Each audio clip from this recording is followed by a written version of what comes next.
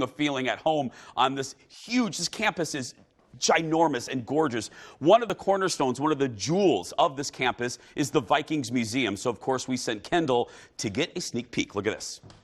We call this Frozen in Time, and this is where we honor our legends, right? So each of these 6 ice columns represent our players that have retired numbers. Okay. And then these really cool kiosks on the side represent each of our members that have been inducted into the Hall of Fame. I am totally geeked out over all of this, so I want to look at some of the museum from, yours and my perspective of being like really excited Vikings fans, and then kind of see that stuff that maybe, not naming names here, but Jason might be more interested in. Sound good? That sounds great. Okay.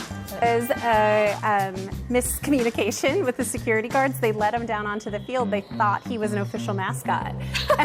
He was just there as a fan looking great. And so after, the dude's like, this is cool. Go with it. So we got a front row seat to Super Bowl in 1969, and then after that we had him on the field with us for every game thereafter because we loved it. That's so cool. Isn't I that love funny? his clearly homemade looking uniform. It's just like kind of cut out of a shag carpet. This is the real deal. That sword is also the real deal, which is why it's behind glass, because we were afraid people were going to pull it out and hurt each other. You have chairs from every stadium the Vikings have played in. They're We not do. Oprah chairs, but I think they're next level, same thing. They're nice chairs. What's cool about this section is almost all of the items in here came from fans. What happened on the last day of the Met is fans literally came with tools to remove and take everything they could with them. They were pulling signs off the wall. They were unbolting seats. This crossbow right above our head, the gentleman who took this actually brought a set of handcuffs, and he handcuffed it to himself so that nobody could take it away from him. His daughter told us that he fought with authorities about it for about 45 minutes, and then they just gave up and let him take it home because they couldn't get it off of his wrist. You get a crossbar. You get a crossbar. You get a crossbar. You get a crossbar.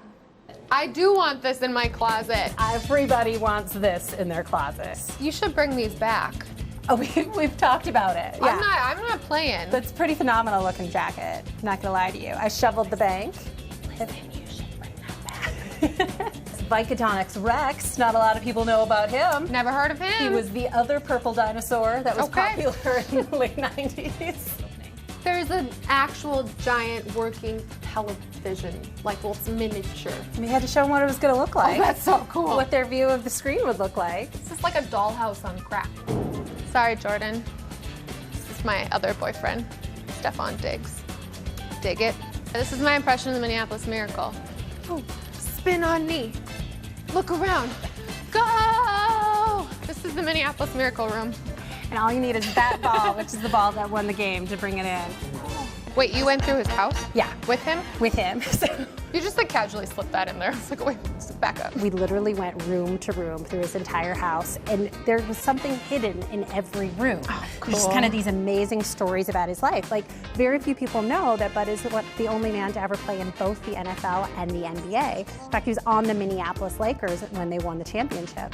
This is the proclamation from the governor saying that it is officially Bud Grant Day. I found this under a bag of duck decoys in his furnace room. Oh, like hunting duck decoys. I was like, what's this gold frame underneath these duck decoys? And he's like, oh, that's just the proclamation of Bud Grant Day. So Well, if you don't want it. I think we're going to take it with us, Bud. Hold on 1 second.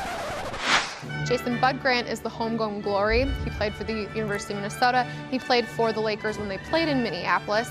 He obviously played professional football, then went on to become the Vikings coach, and now is in the Hall of Fame. It's the end of our tour, but you can come here if you're coming to TCO to see us while we're here. Otherwise, it's open 7 days a week, open to the public. Kids 5 and under are free, and it's under $20. So really, really cool. But because we're about to go, I couldn't help but notice this beautiful purple beast. You should get in. Shut up, I can get in this. Get in it. Let's go. Take it for a spin. Oh, I don't quite fit. Off we go. See you back at the set. Back here live at TCO Studios. That is a lot bigger than I thought it was. It's huge. It's like a real museum. I was really surprised too. Even if you're not a huge Vikings fan, like I was saying, there's so much just for an average person to look at. And even the architecture in there is like, oh, that's dope. It's beautiful.